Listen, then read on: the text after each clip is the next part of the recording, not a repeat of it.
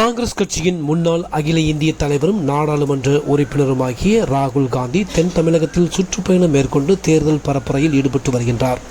தென்காசி மாவட்டம் ஆலங்குளத்தில் ராகுல் காந்தி பொதுமக்களிடையே பேசினார். அப்போது அவர் கூறுகையில், I understand that this is a center of bead making and is a center of small and medium industry. எனக்கு நான் அறிகின்றேன், இது பீடி தொழிலாளர்களுடைய சென்டர், அதுபோல விவசாய பெருமக்கள் வாழ்கின்ற சென்டர். இந்த பகுதியிலே நான் வருவதிலே உங்களோடு அளவாதிலே மகிழ்ச்சி அடைகின்றேன். Jobs in India are created by small and medium businesses. சிறிய தொழில்கள் இந்த பகுதியிலே இருக்கின்றன. இந்த சிறிய தொழில்களால் வேலை வாய்ப்பு உருவாக்கப்படுகின்றது. அந்த வேலை வாய்ப்பு தான் ஏராளமான வேலைகளை உருவாக்க வேண்டும். ஆனால் சிறு தொழில்களுக்கு இன்றைக்கு பாதிப்பு ஏற்பட்டிருக்கின்றது. Small and medium businesses are the backbone of job creation for our country. சிறு தொழில்கள் தான் வேலை வாய்ப்பை உருவாக்குவதற்கு முதுகெலும்பாகும். அந்த முதுகெலும்பாக இந்த சிறு தொழில் இருக்கின்றது. And this backbone has been broken by the Narendra Modi government. இந்த முதுகெலும்பானது, இந்த சிறு தொழில் வேலை கிடைக்கின்ற இந்த முதுகெலும்பானது சிறு தொழில்களை நரேந்திர மோடியானது நசித்துக் கொண்டிருக்கின்றார், அழித்துக் கொண்டிருக்கின்றார். Demonetization, GST, these are all actions designed to hurt small and medium businesses, to hurt bead workers, to hurt the poor people. பணம் மதிப்பீடு இழப்பு, பணத்தெல்லாம் செல்லாதுன்னு சொன்னாங்க, அந்த செல்லாதுன்னு சொன்னது. அதுபோல ஜிஎஸ்டியை போட்டு நசுக்குவது, இதுதான் இந்த சிறு தொழில்கள் எல்லாம் அழிந்து போவதற்கு மோடி செய்த ஒரு மூலமான ஒரு திட்டமாகும். The entire wealth of the country is being handed over to one or two big business people. முழுவதுமாக தொழில்கள் எல்லாம் ஒரு 3-4 பணக்காரனுக்கு, கேபிட்டலிஸ்ட் என்று சொல்வார்களே, அவர்கள் கையிலே ஒப்படைத்து விட்டு சிறு தொழில்கள் எல்லாம் நான் அழிக்கின்றார் இந்த Modi. And the poorest people have to struggle even to survive. ஏழை மக்கள் வாழ்வதற்கு கூட, வாழ்வாதாரத்திற்கு கூட, தினசரி சம்பளத்திற்கு கூட சங்கடப்பட்டுக் கொண்டு இருக்கின்றார்கள். And now they have passed 3 new agricultural bills which will destroy our agricultural system. 3 வேளாண் சட்டங்களை உருவாக்கி மோடி விவசாயிகளை இன்றைக்கு அழிவு பாதைக்கு கொண்டு சென்று இருக்கின்றார், அழிக்கின்றார் விவசாயிகளை. It will hand what belongs to our farmers, to our traders, to our laborers. It will hand what belongs to them to the richest people in the land. இந்த நாட்டிலே இன்றைக்கு விவசாயிகள், அதுபோல சிறு தொழில்கள், இவைதான் இந்த நாட்டை வழிநடத்துகின்ற முக்கியமான தொழில்களாகும். But Narendra Modi is doing something else. ஆனால் நரேந்திர மோடியோ வேறு விதமாக தவறு செய்து கொண்டிருக்கின்றார். ஏழைகள் பக்கம் இல்லாமல், விவசாயிகள் பக்கம் இல்லாமல், தொழிலாளர்கள் பக்கம் இல்லாமல், சிறு தொழில் பக்கம் இல்லாமல் இவர்களெல்லாம் அழித்து விட்டு நிற்கின்றார். He is attacking Tamil culture, Tamil language and Tamil history. இந்த தமிழ்நாட்டினுடைய தமிழையும், தமிழ்நாட்டினுடைய கலாச்சாரத்தையும், அதுபோல தமிழ்நாட்டினுடைய வரலாற்றையும் மோடி இன்றைக்கு கேலியாகவும் அழித்துக் கொண்டிருக்கின்றார். He says India has one culture, one history, one language. அவர் சொல்கின்றார், இந்தியாவானது ஒரே கலாச்சாரம், ஒரே மொழி, ஒரே நாடு என்று சொல்லிக் கொண்டிருக்கின்றார். Is Tamil not an Indian language? Tamil இந்திய லாங்குவேஜ் இல்லையா? மொழி இல்லையா? Is Tamil history not Indian history? Tamil வரலாறு என்பது இந்திய வரலாறு இல்லையா?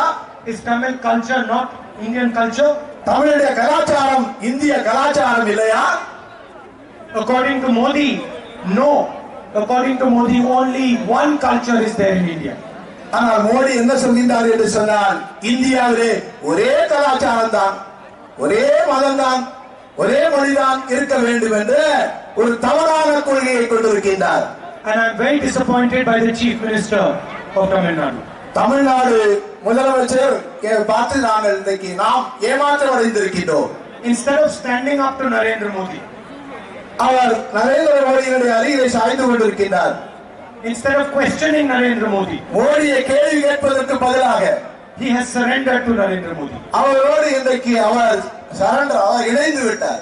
And the only reason he has surrendered is because he is corrupt and Narendra Modi has ED, CBI and other institutions. அவர் இன்றைக்கு மோடியை சார்ந்திருப்பது எதற்காக தெரியுமா? தன்னுடைய கரப்ஷன் என்று சொல்கிற லஞ்ச லாவணியத்தில் இருக்கின்ற அவர்கள் மோடியை சார்ந்தால்தான் அவரை காப்பாற்ற முடியும் என்பதற்காக இன்றைக்கு அவர் மோடியை சார்ந்திருக்கின்றார். Modi thinks that he can control the future of Tamil Nadu like he controls his television with a remote control. Modi என்ன நினைக்கின்றார் என்று சொன்னால் இந்த அதிமுகவையும் இந்த தமிழ்நாடு அரசையும் தன்னுடைய ரிமோட் கண்ட்ரோல் மூலம் அடக்கி அதாவது ஆள வேண்டும் என்று நினைக்கிறார். But Tamil Nadu cannot be controlled by remote control. Tamil Nadu அந்த ரிமோட் கண்ட்ரோலுக்கு பயப்பட மாட்டோம், ஈடாக மாட்டோம். Tamil Nadu can only be controlled by the Tamil people. Tamil Nadu என்பது மக்களால், தமிழ் மக்களால் தீர்மானிக்கப்படுவது. தமிழ் மக்களால் தான் இங்கே தீர்மானிக்கப்பட வேண்டும். People who are honest towards its history, towards its language, towards its culture. மக்கள் இங்கே நேர்மையான மக்கள், நேர்மையான கலாச்சாரம், நேர்மையான மொழி, இப்படி ஒரு அற்புதமான ஒரு அமைப்பு தமிழகத்திலே இருக்கின்றது. The Prime Minister of India should embrace Tamil Nadu. Tamil Nadu நம்முடைய பிரதம மந்திரியானவர் இந்த தமிழகத்து மக்களை பார்த்து இன்றைக்கு அவர் ஈர்க்கப்பட வேண்டும்.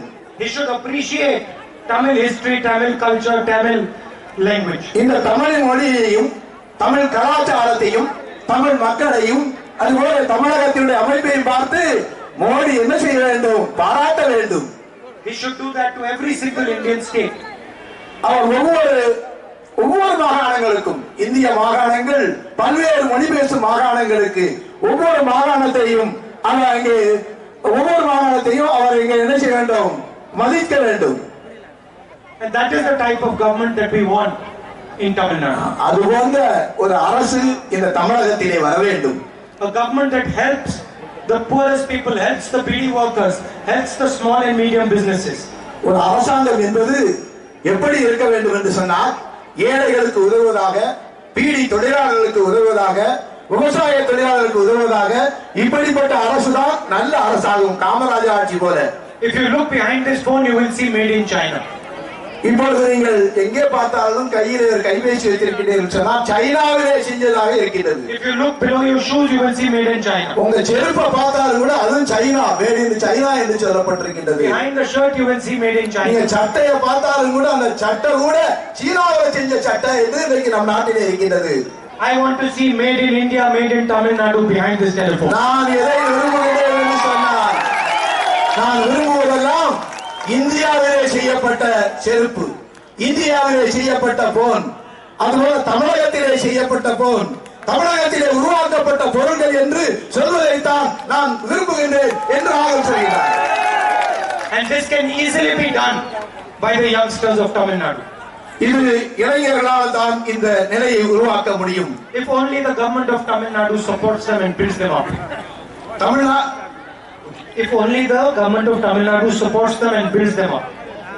தமிழ்நாடு அரசானது இதை சரி செய்தார், சப்போர்ட் செய்தார், ஆதரவு தெரிவித்தார். Yeah. So that is the type of government we want, one that is sensitive to poor people, one that is creating jobs, one that is protecting farmers.